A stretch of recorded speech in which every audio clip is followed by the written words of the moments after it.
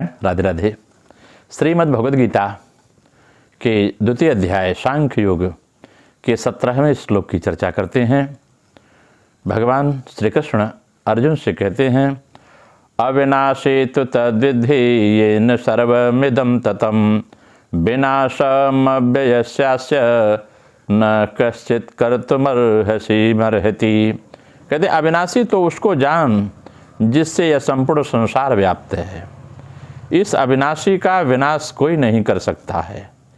अविनाशी वही है जिसमें सारा संसार व्याप्त है, जैसे आत्मा सब में है।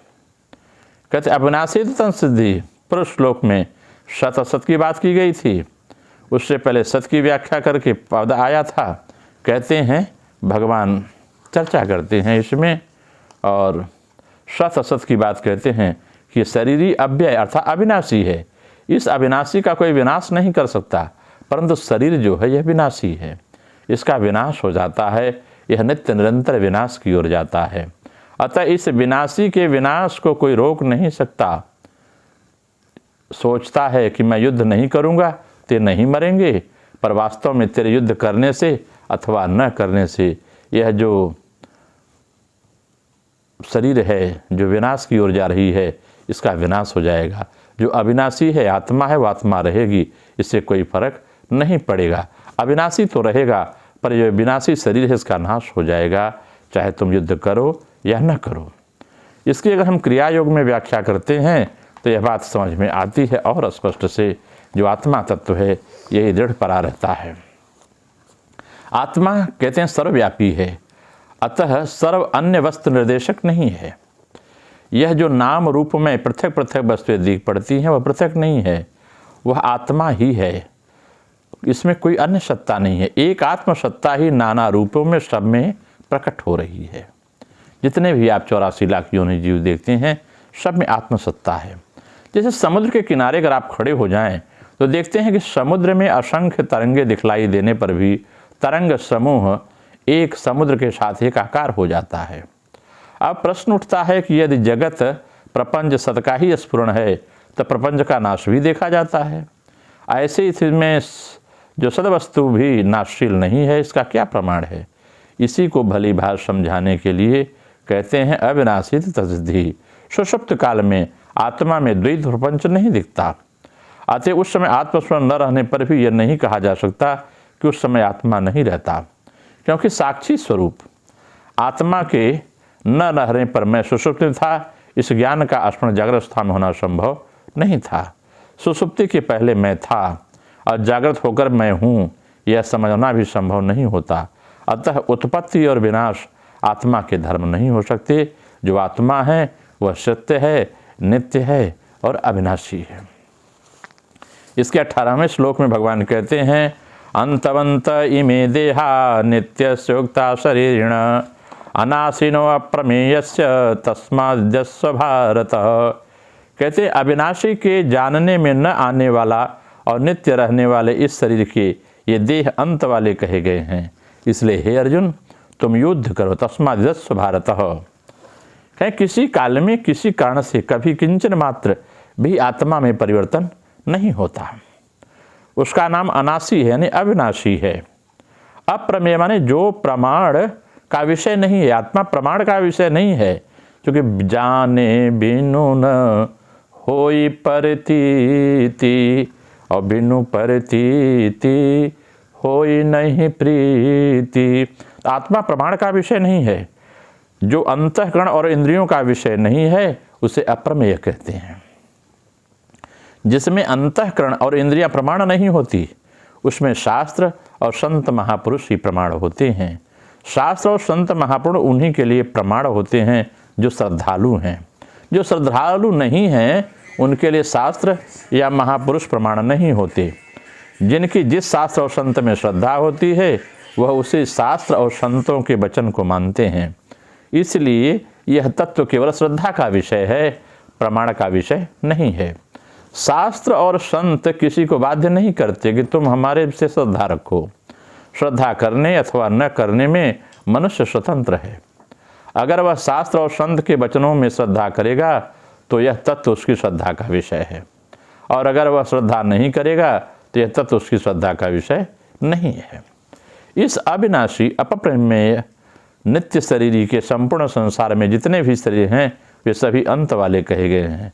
अंत वाले कहने का तात्पर्य है कि इनका प्रतिक्षण अंत हो रहा है, इनके अंत के सिवा कुछ नहीं है, केवल अंत ही अंत है।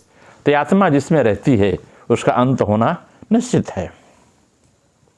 यह शरीर तो अविनाशी है और इसके कहे जाने वाले संपूर्ण शरीर नाशवान हैं। यह शरीर जो है यह नाशवान है, इस शरीर का ही शरीर है। शरीर नाशवान नहीं है लेकिन शरीर नाशवान है। ऐसा ही नाशवान को कोई अविनाशी नहीं बना सकता। नाशवान का तो विनाशी पना ही नित्य रहेगा, उसका नाश तो होना होना है। यह स्वयं जिन जिन चीज़ों में अपने को रखता चला जाता है उन चीज़ों में मैंपन का बोध होता चला जाता है। जैसे अपने को धन में रख दिया तो मैं धनी हूँ, यह आत्मा अपने को राज्य में रख दिया तो मैं राजा हूँ, राजा का भाव हो जाता है। यह आत्मा अगर किसी ज्ञानी पुरुष में चली गई तो ये विद्वान हो जाते हैं। यह आत्मा किसी बुद्धिमय में रख चली गई तो बुद्धिमान हो जाता है।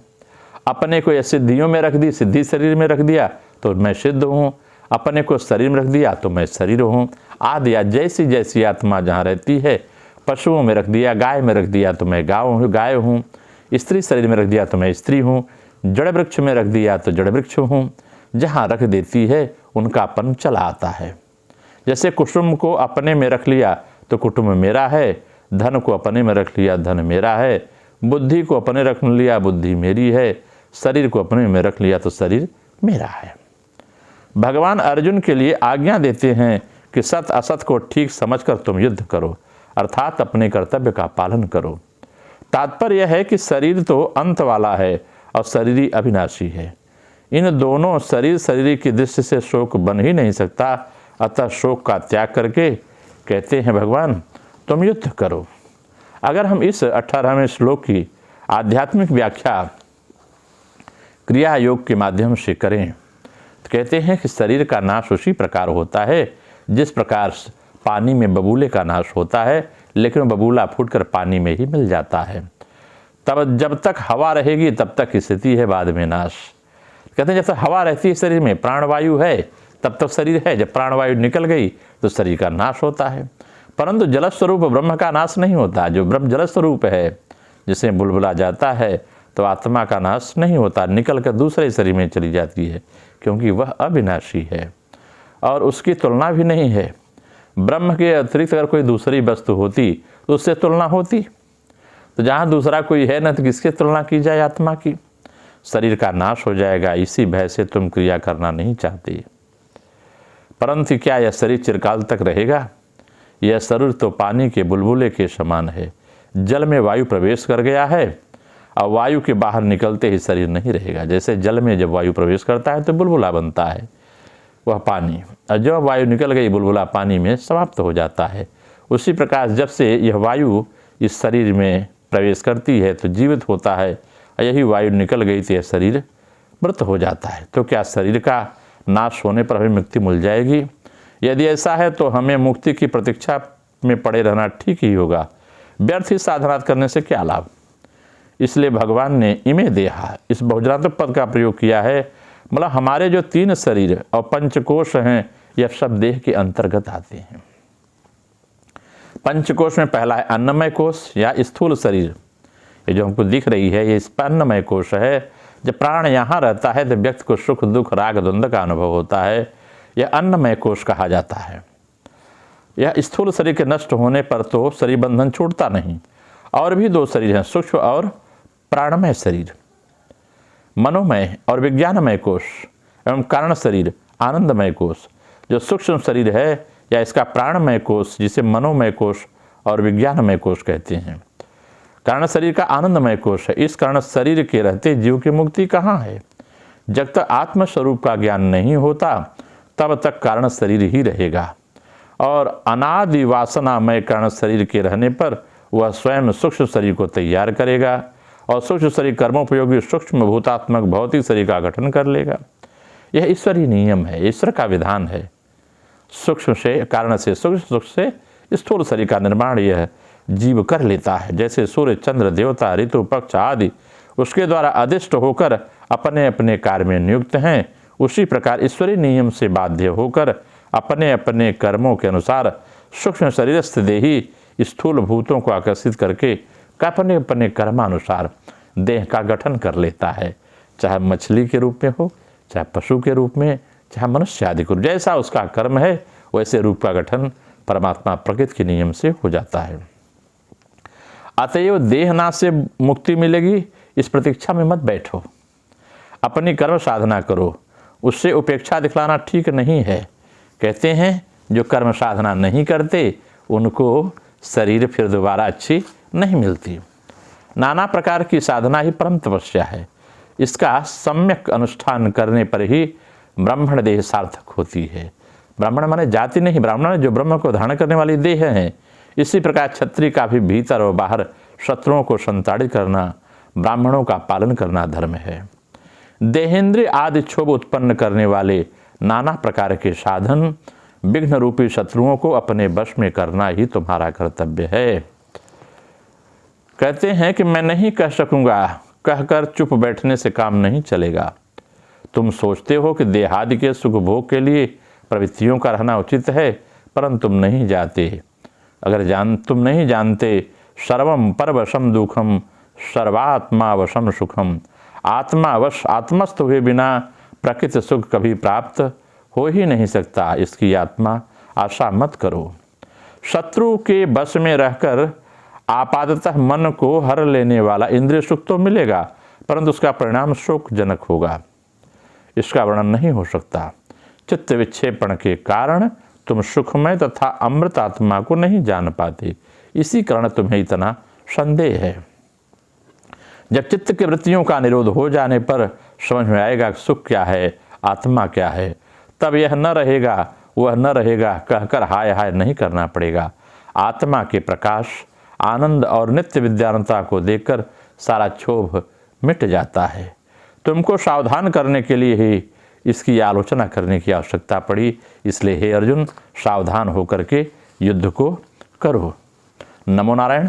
राधे राधे। आप सबका मंगल हो।